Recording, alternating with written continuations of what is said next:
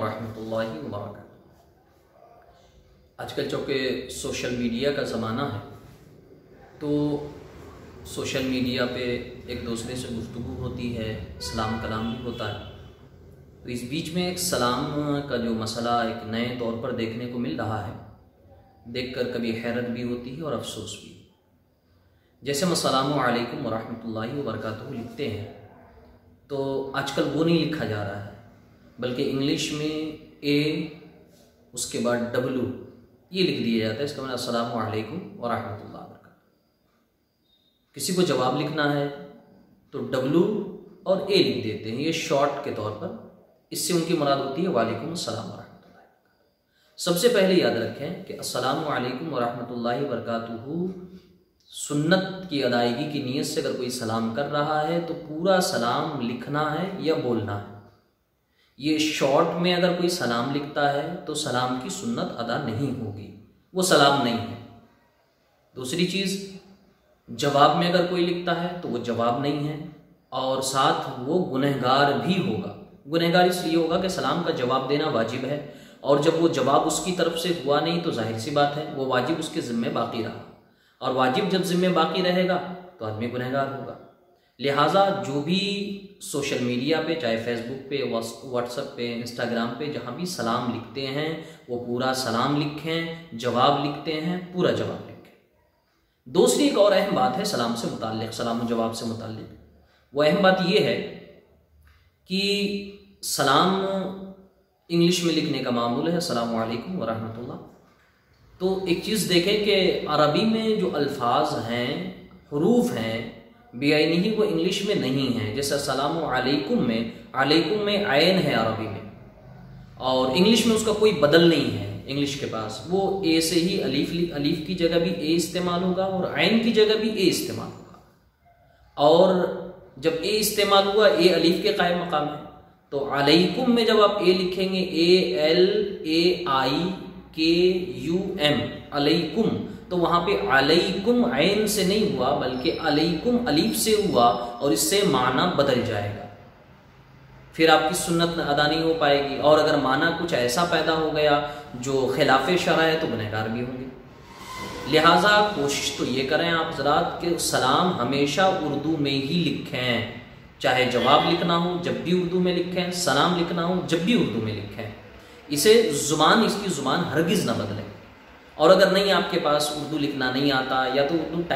Copy کر لیں، کہیں پہ بھی اردو سلام لکھا ہو گوگل سے آپ کاپی کر کے اپنے پاس رکھیں، سلام کا جواب وعلیکم السلام بھی آپ کاپی کر کے اپنے پاس رکھیں۔ جب کسی کو سلام کرنا ہو اسی کو کاپی پیسٹ کر دیں، جواب دینا ہو اسی کو کاپی پیسٹ کر دیں، یہ سب سے بہتر طریقہ ہے۔ انگلش میں نہ سلام لکھیں نہ انگلش میں جواب دیں، اور شارٹ میں تو بالکل نہ لکھیں AW یا WA وعلیکم السلام کی جگہ، اس سے جواب نہیں ہوگا، سلام نہیں ہوگا، اور جواب دینے والے کے ذمے چونکہ واجب باقی رہے گا وہ گنہگار ہوگا۔ اس لیے آپ تمام حضرات سے میری گزارش ہے کہ آپ سلام اور جواب جو بھی لکھ رہے ہیں وہ اردو میں لکھیں، اور اردو میں ہی جواب بھی دیں، اور اس کا بہترین طریقہ ہے گوگل میں یا کہیں بھی واٹس ایپ وغیرہ پہ جو دوسرے لوگ لکھتے ہیں آپ اسے کاپی کر کے اپنے پاس رکھ لیں، کسی کو سلام کرنا ہو اسی کو کاپی پیسٹ کر دیں، جواب دینا ہو اسی کو کاپی پیسٹ کر دیں۔ یہ اردو عربی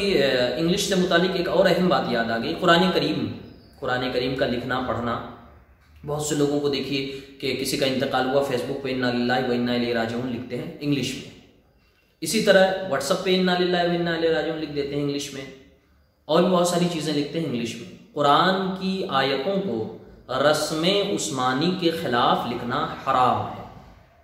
یہ بڑا اہم مسئلہ ہے اور متفقہ مسئلہ ہے، ہمارے تمام ائمہ کے نزدیک یہ متفقہ مسئلہ ہے۔ آپ اس بات کو ہمیشہ یاد رکھیں کہ قرآن کی کوئی آیت یا آیت کا ٹکڑا بنیت قرآن یا بغیر نیت قرآن، اگر قرآن کی آیت ہے یا قرآن کی آیت کا ٹکڑا ہے تو اسے عربی میں ہی جس طرح قرآن میں لکھا ہے اسی طرح لکھنا پڑے گا، صرف عربی میں نہیں بلکہ جس طرح قرآن میں لکھا ہے اسی طرح لکھنا پڑے گا۔ اس کی ایک مثال دوں، جیسے لفظ صلاۃ جس کے معنی نماز ہیں، تو عربی میں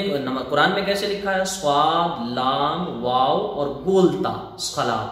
یہاں واو سائلنٹ ہے، اگر کوئی واو کو سائلنٹ کر کے صاد لام الف اور تا لکھے گا تو گنہگار ہوگا، اگر قرآن کی آیت لکھ رہا ہے تو گنہگار ہوگا۔ تو جس طرح قرآن میں لکھا ہوا ہے اسی طرح لکھنا ضروری، اور خاص کر عربی میں تو ہر حال میں قرآن کی جو اصل عبارت ہے نہ دوسری زبان میں لکھ سکتے ہیں نہ دوسری زبان میں پڑھ سکتے ہیں، ہندی میں، انگلش میں، کنڑ میں، گجراتی میں یا کسی بھی زبان میں۔ قرآن جب بھی آپ لکھیں گے یہ ضروری ہوگا کہ آپ اسے عربی میں لکھیں گے، جب بھی پڑھیں گے عربی میں پڑھیں گے۔ ہاں اگر اس کا کوئی ترجمہ لکھتا ہے یا ترجمہ پڑھتا ہے تو ترجمہ لکھنا اور پڑھنا کسی بھی زبان میں جائز ہے، لیکن نفس قرآن کو ہمیشہ آپ کو عربی میں ہی لکھنا پڑے گا، عربی میں ہی پڑھنا پڑے گا، اور عربی کے ساتھ ساتھ جو رسم الخط قرآن میں ہے جسے رسم عثمانی کہتے ہیں، اس رسم الخط کا بھی پورا لحاظ رکھنا واجب۔